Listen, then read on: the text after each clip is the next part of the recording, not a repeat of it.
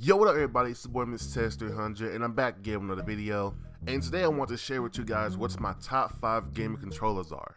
Now the real reason why I'm doing this is because the gaming Illuminati have done it, and I thought it'd be kind of a cool thing to get out there and share it to you guys, you know. So here is my top 5 favorite gaming controllers. Like controller, yeah, like controller. Now first things first, rest in peace, Uncle Phil. Nah, I'm just kidding. But first things first, we're gonna be working from the least all the way up to my favorite. So for instance, number 5 is gonna be my least favorite controller, and number 1 is gonna be my favorite controller. Number 5. Now I had to sit here and actually think of my least favorite controller, one that I just do not like, and it would have to be the PS3 controller. It's just terrible. It's way too small for my hands. I think for anybody's hands, really. The controller is meant to be for little kids who have small hands, obviously, but me, I have these big ogre-sized Shrek-ass hands, you know what I'm saying? Sausage-ass fingers.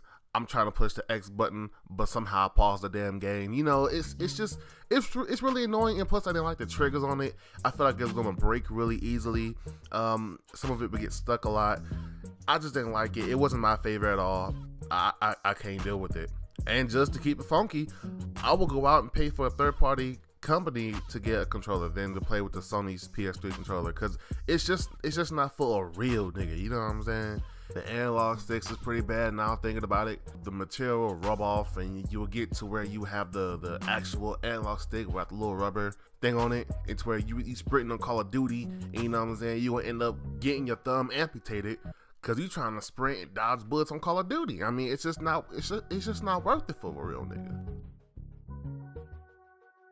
Number 4, we'll have to go to the PS4 controller. Now, I don't hate the controller necessarily, but it's just not for me. And like I said in one of my other videos, I did have a PS4. I had it for I think about 3 or 4 months. Didn't like the controller. I just didn't. Let's go to the analog sticks. The indent of the analog stick, it just felt wrong. Like that little ring inside of the analog stick, it felt wrong. It didn't feel right in my thumbs. Whenever I'm playing an over intense game, my hand gets really sweaty and my thumbs and shit, it will slip off of the analog sticks. I remember that shit. I was playing Call of Duty and I was doing a 1v1 with my friend. I lost that fucking match because one of my thumbs slipped off. I think it was the right thumbstick. Yeah, it was the right thumbstick. Slipped off and I fucked up and I got shot from the back. Now the reason why I did put this in my number 4 spot is because of how big it is. You know, it's a really big improvement from the previous controller. The D-pad, it's a lot better. It's more separated. I like that with my D-pads. You know, Xbox, you need to copy some of what PlayStation do with their D-pad. You know what I'm saying? They got some good D-pads over there. The touchpad was pretty cool, even though you can only use it for certain games. You know, that's kind of sucks, but you know, it's a cool little feature in there. So is a little light that's built in the controller. That's kind of cool. But yeah, number 4 spot though.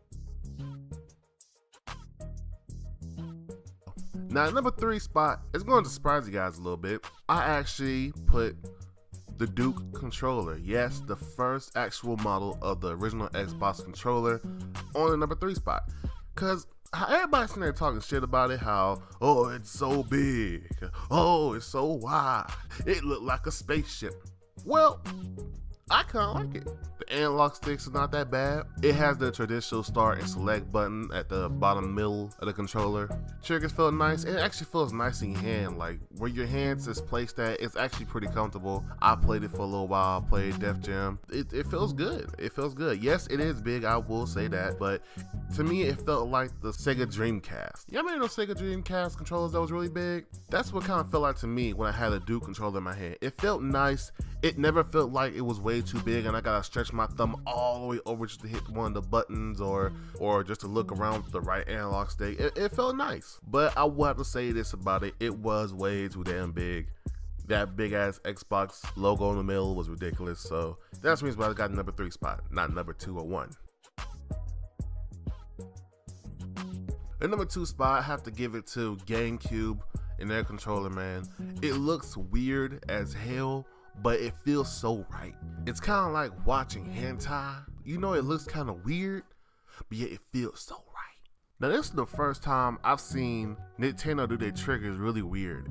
You push it inside the controller, which it wasn't a bad thing. It was actually really cool and kind of creative and felt pretty nice. And with the right analog stick, it just looks weird and you feel like it's not going to work out at all, but somehow it does. And hell, even till today, I sit here and look at it and ask myself these questions like, why the hell they made it yellow? Why the hell it looks like a nub? How the hell did they figure this out? It'll work so well. I don't know, but it works.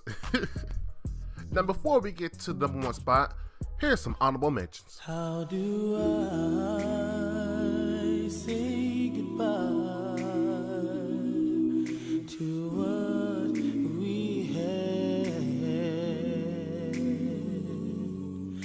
The #1 spot has definitely got to go to the one, the only Xbox One controller. The reason this one made it to #1 spot is the look of it, the design of it, and how it feels in my hands feels so amazing. The triggers on there feel so relaxed, it feels smooth, it never gave me any problems, it never stuck, nothing like that. It's been magnificent. Probably the best triggers I ever felt in my life, to be honest with you. The analog sticks and how it caves in is amazing. My thumbs can actually rest on the analog sticks without being uncomfortable. Or whenever I play intense games, it never slips off. It's amazing how they did this. And granted, the only thing that's setting this controller back a little bit is the batteries. The batteries, man. That is the ball of chain, is what's keeping the Xbox controller down. And if you look at the Xbox One buttons, and you can see that they didn't just make the buttons poke out like every other controller does, and even on its previous one, the 360, it actually smooths it over to actually have a nice feel to it, and it doesn't look like an average button poking out of the controller. It actually smooths it over, and that's what I like about it, the little details of that. Alright, y'all, seen my video. That was my top 5 favorite gaming controllers. Make sure to leave a like on this video, also comment down below and tell me what your top 5 gaming controllers is and why. Make sure to subscribe to the channel if you're new, and if you've been here, hit the notification bar so you can get a notification on your phone or on your laptop, so to let you know I've uploaded a new video. This is your boy Miss Tez 300 signing out.